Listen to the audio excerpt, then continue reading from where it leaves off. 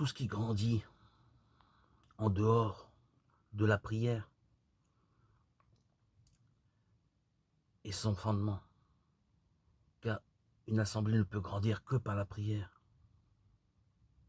C'est comme une maison construite sur le sable. Matthieu 7, 24.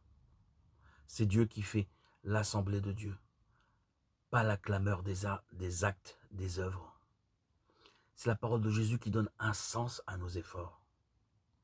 C'est dans l'humilité que se construit l'avenir du monde.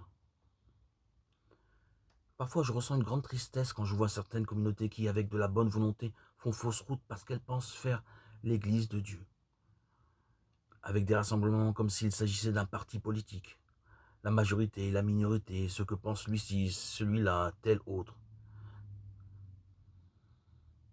C'est comme un synode, un chemin synodal que nous devons prendre. Je me demande où est l'esprit, où est la prière, où est l'amour communautaire. Sans ces 4 coordonnées, l'Assemblée de Dieu devient une société humaine, un parti politique, majorité et minorité. Les changements se font comme s'il s'agissait d'une entreprise selon la vie majoritaire. Mais ce n'est pas l'Esprit Saint. Et la présence de l'Esprit Saint est précisément garantie par ces 4 coordonnées. Pour évaluer une situation, savoir si elle est valable ou non, demandons-nous s'il y a ces 4 coordonnées.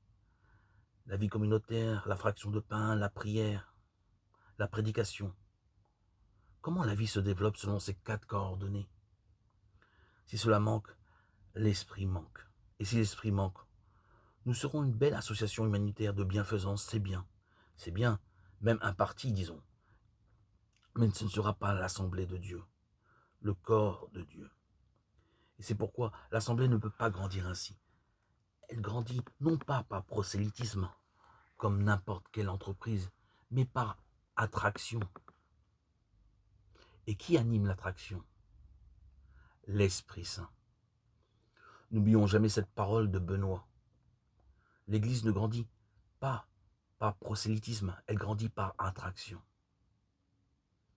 S'il manque le Saint-Esprit qui est ce qui attire Jésus,